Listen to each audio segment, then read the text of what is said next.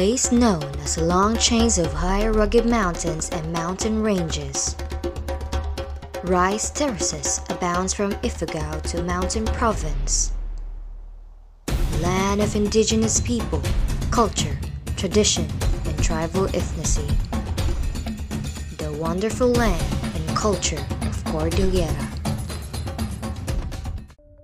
The Cordillera population is composed of closely related indigenous people who are famously known as the Irah. Let's first talk about their clothings. Male Igorots wears long strips of hand-woven loin called the wanis, or generally known as the bahag or the G-string, while females wear a large rectangular woven clothing that is wrapped around their waists. It is commonly called as a tapis. Igorot kids also wear the same clothes as the grown-ups, but in a smaller version of bahag and tapis. Now let's talk about their foods. First is itag. It is a general term used in Cordillera about a native's traditional way of preserving pork. A slab of a big slice of pork is cured in salt for about a week or longer, then air-dried under the sun or smoked for several weeks or months. For the locals, the longer the itag is cured in salt and air-dried, the more it is tasty, flavorful, and expensive when sold in the market. The meat would turn darker and darker in color over a long time of aging process. Next is a pinikpikan, a meal prepared by beating a chicken with a stick to make its blood clot near the surface of its skin, making its meat tastier. After beating its body, some of its feathers are then removed, and then the chicken's body will be burned or smoked along with its feathers. They believed that burning the feathers along with the chicken adds more smoky flavor to its meat. After smoking the chicken's body, they will then remove the remaining feathers, then the chicken will be sliced into bits, removing and cleaning its insides.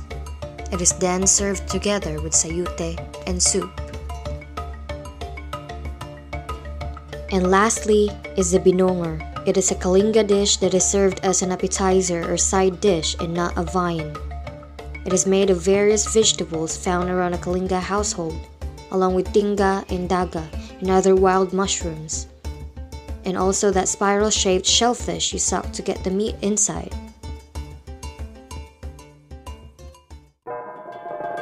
Now let's head into their dances. First is banga.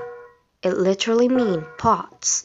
The banga or pot dance is a contemporary performance of Kalinga of the Mountain Province in the Philippines.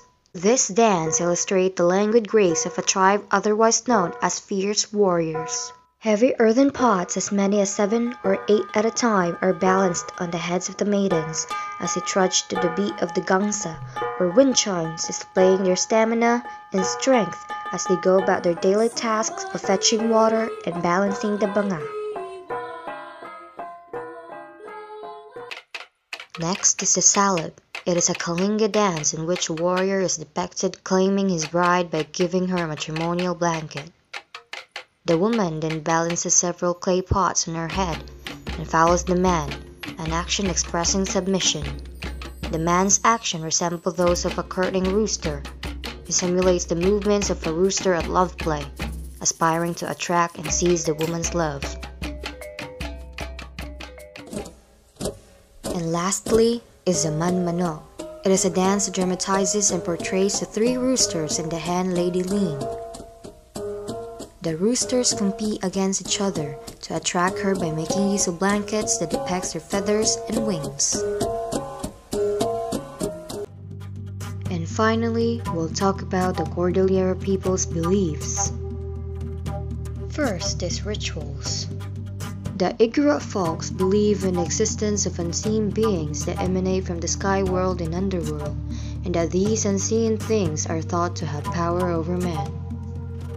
They believe that these spirits cannot only be fatal to man, but can also be manipulated by man to his advantage.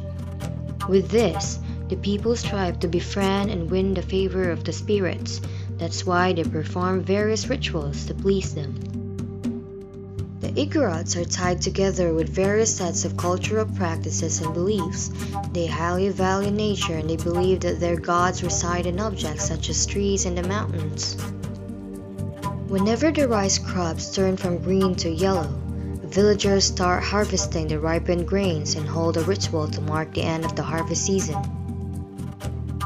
They perform a post-harvest ritual which they call as punak to celebrate a bountiful harvest. A day before the punak, a Thanksgiving rite or huwa is performed by the native priest or the mumbaki, along with the reading of the bile of a chicken for good omen. They also offer sabaya or rice wine to the gods and deities during this ritual. On the day of punak, a group of children, teenagers, adults, and elders lines up dressed in their native attires. They carry the dongla or the principal sacred plant of Ifugao and the kinaag or the monkey-like scarecrow made of rice stalks in procession heading to the nearby river. In the river, the participants and spectators cheer and challenge each other to play the guyudan or the tug of war.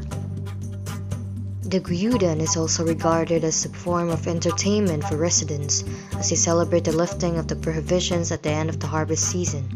At the end of the guyudan, villagers throw the kinaag and then the dongla into the river to symbolize that all misfortunes, pests, and sickness will be washed away.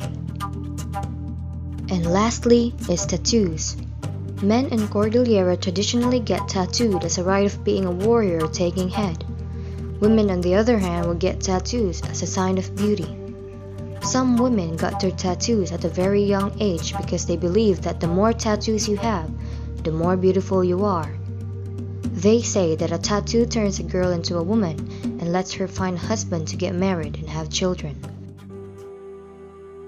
And that's all for this video.